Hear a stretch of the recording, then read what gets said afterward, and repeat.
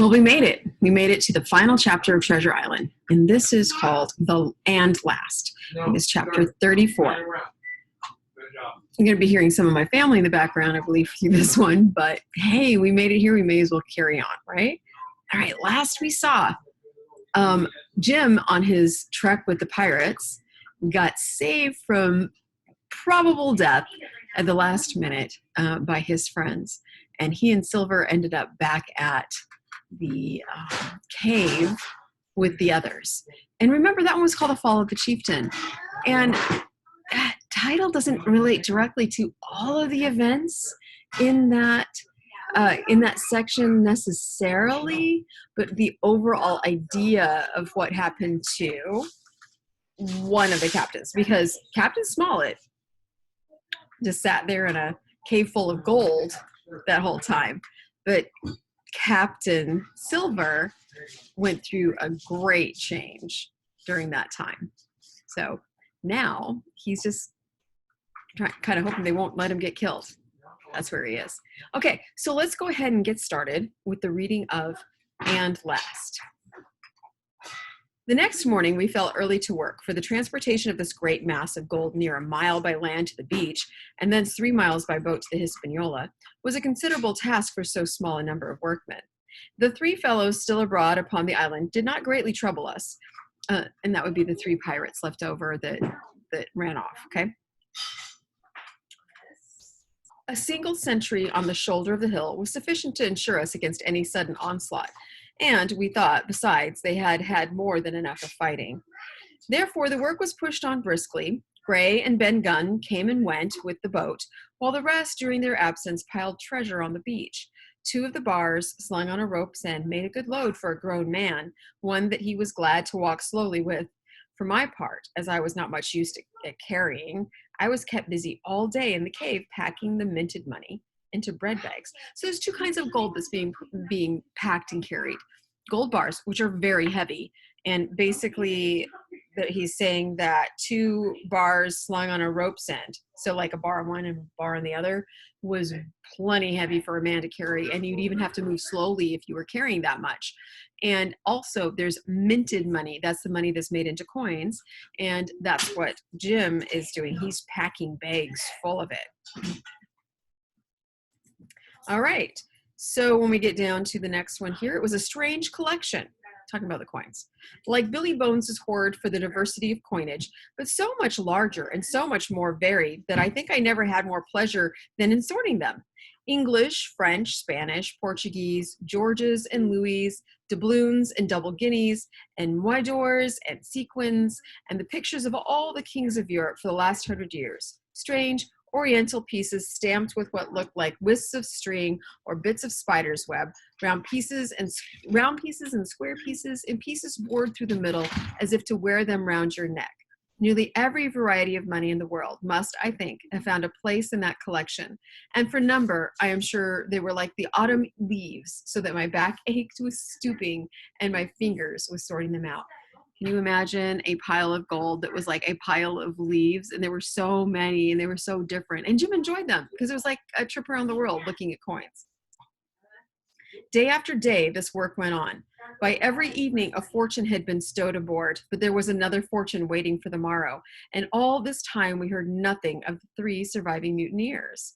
At last, I think it was on the 3rd night, the doctor and I were strolling on the shoulder of the hill where it overlooks the lowlands of the isle, when, from out the thick darkness below, the wind brought us a noise between shrieking and singing. It was only a snatch that reached our ears, followed by the former silence.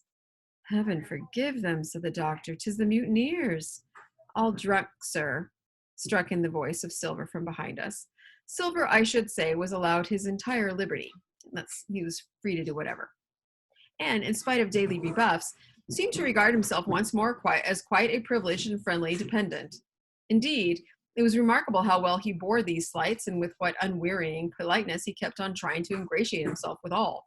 Yet, I think none treated him better than a dog, unless it was Ben Gunn, who was still terribly afraid of his old quartermaster, or myself, who had really something to thank him for. Although, for that matter, I suppose I had reasons to think even worse of him than anybody else, for I had seen him meditating a fresh treachery upon the plateau. Accordingly, it was pretty gruffly that the doctor answered him. Drunk or raving, said he. Right, you were. Sorry, guys. I'm going to start that a little bit. Again, I'm sorry. I got a lot of background noise for this particular one. This being our last chapter, we're just going to muddle through, okay? All right, drunk or raving, said he. Right you were, sir, replied Silver, and a precious little odd switch to you and me. I suppose you would hardly ask me to call you a humane man, returned the doctor with a sneer, and so my feelings may surprise you, Master Silver. But if I were sure they were raving, as I am morally certain one at least of them is down with fever, I should leave this camp and at whatever risk to my own carcass, take them the assistance of my skill. Ask your pardon, sir. You would be very wrong, quoth Silver. You would lose your precious life, and you may lay to that. I'm on your side now, hand and glove, and I shouldn't wish to see the party weakened, let alone yourself, seeing as I know what I owes you. But these men down there, they couldn't keep their word. No, not supposing they wished to. And what's more, they couldn't believe as you would. No, said the doctor, you're the man to keep your word. We know that. All right, so they hear the voices of the three men who've been left behind, or who are not with them, the three other pirates. And they are singing and crazy sounding. And Silver says they're drunk. And the doctor fears they might be like raving from fever. And he's like, if I knew for sure they were, I'd go help them because that's the kind of person I am. I'm a doctor. And Silver's like, you'd be wrong to do it because they would kill you. And I know for a fact. So there's an end to that, right?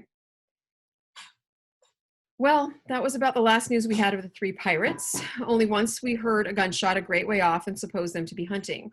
A council was held, and it was decided that we must desert them on the island. To the huge glee, I must say, of Ben Gunn, and with the strong approval of Gray. We left a good stock of powder and shot, the bulk of the salt goat, a few medicines and some other necessaries, tools, clothing, a spare sail, a fathom or two of rope, and, by the particular desire of the doctor, a handsome present of tobacco. That was about our last doing on the island. Before that, we had got the treasure stowed and had shipped enough water and the remainder of the goat meat in case of any distress. And at last, one fine morning, we weighed anchor, which was about all that we could manage, and stood out of North Inlet, the same colors flying that the captain had flown and fought under at the Palisade. The three fellows must have been watching us closer than we thought, for as we soon had proved, for coming through the Narrows, we had to lie very near the southern point, and there we saw all three of them kneeling together on a spit of sand, with their arms raised in supplication. It went to all our hearts, I think, to leave them in that wretched state, but we could not risk another mutiny, and to take them home for the gibbet would have been a cruel sort of kindness. Gibbets again, that's like the gallows to be hung. You know, how would it be so nice if you picked him up and brought him home to be killed, right? The doctor hailed them and told them the stores we had left and where they were to find them. But they continued to call us by name and appeal to us, for God's sake, to be merciful and not leave them to die in such a place. Now, and supplication means like your hands in supplication be like begging, like please, please, that kind of thing. Okay. And they're three on their knees, begging not to be left behind.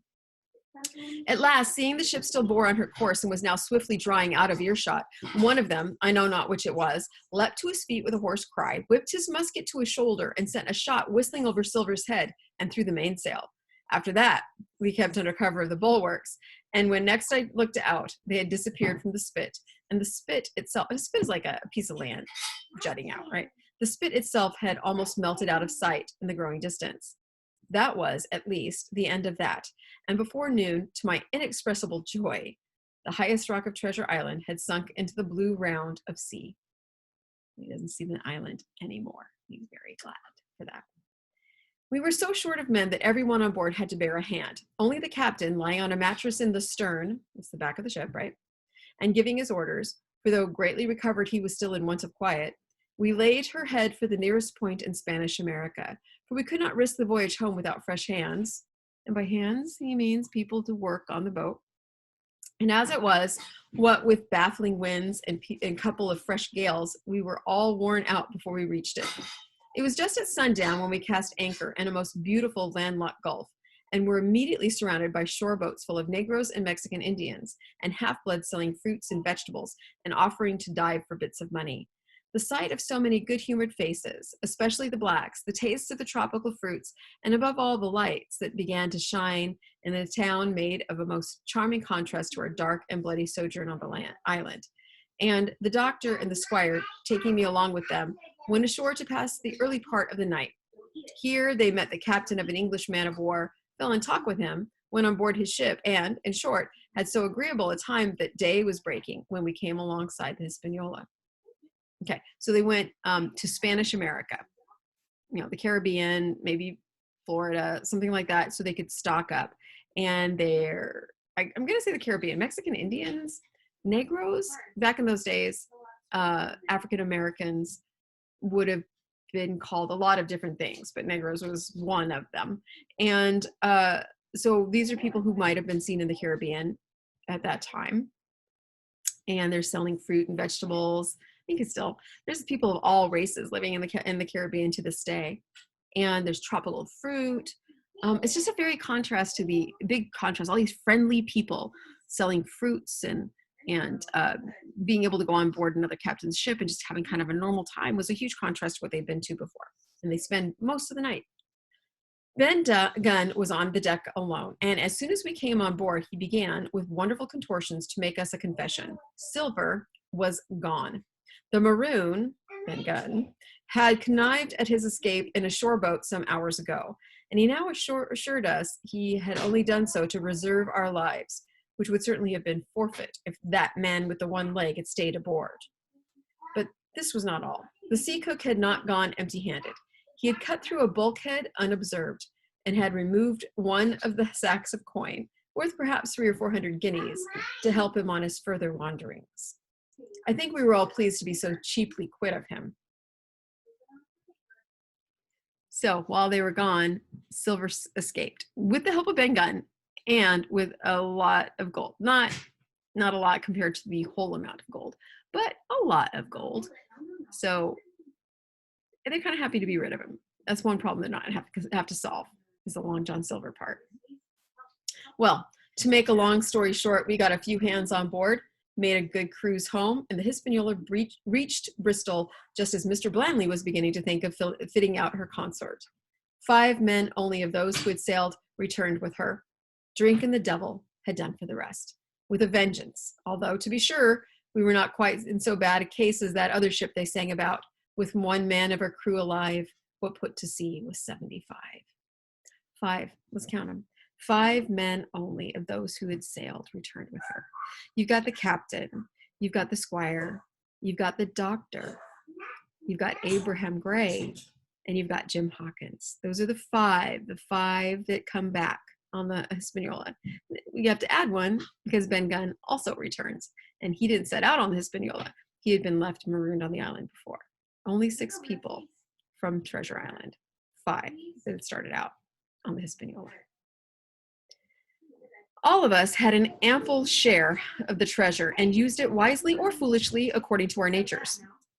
Captain Smollett is now retired from the sea. Gray not only saved his money, but being suddenly smit with the desire to rise, also studied his profession, and he is now mate and part owner of a fine full-rigged ship, married besides, and the father of a family. As for Ben Gunn, he got £1,000, which he spent or lost in 3 weeks, or to be more exact, in 19 days, for he was back begging on the 20th. Then he was given a lodge to keep, exactly as he had feared upon the island, and he still lives a great favorite, though something of a butt with the country boys, and a notable singer in church on Sundays and saints' days. Let me explain the Ben Gunn situation a little bit. He was given £1,000, which was a lot of money in those days, and pounds are like the equivalent of dollars now, but it would have been a lot of money. But he spent it or lost it in 3 weeks, or actually 19 days, because he was back to begging for money on the 20th day. So he just wasted all of his money. But then he got to be, he was given a lodge to keep, which means probably the squire said, okay, I'm going to hire you to, tend this piece of land, and, you just get to live here so long as you take care of things, which is what he didn't want to end up having. But that's what he gets. And he had a pretty good life, but He was something of a butt, the butt of a joke. Have you ever heard that phrase before? And his butt spelled butt like you're behind, but that's, it's not exactly meaning that. That might be one of the words you want to put in your vocabulary.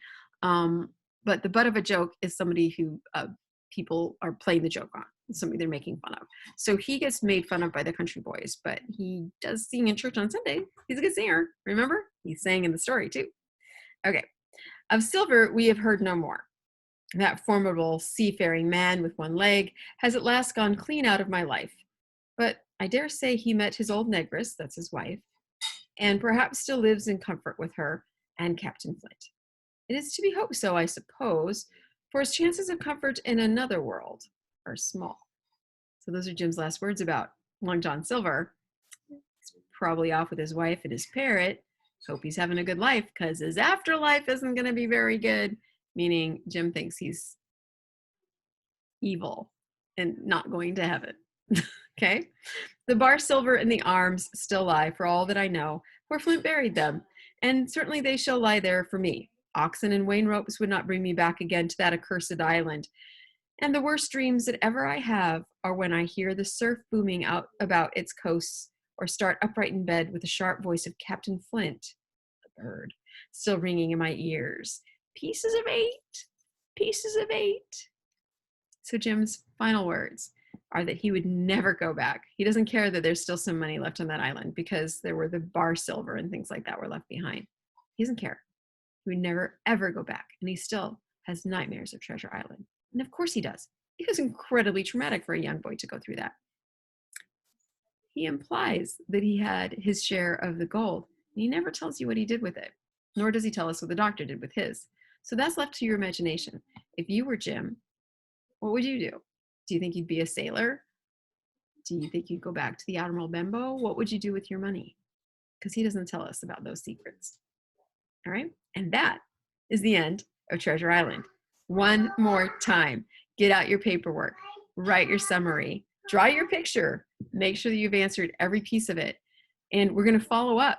Once you are done with Treasure Island, there is an assessment, some essays to write, and a project to do. Those aren't too terrible, but you might have some guidance that you need.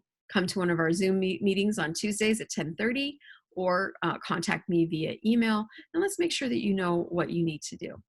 Also, in the works, planning a pirate party in a Zoom meeting, and I'll give you more information about that in one of your weekly updates. It's been fun reading the story out loud for you. If you have questions, let me know.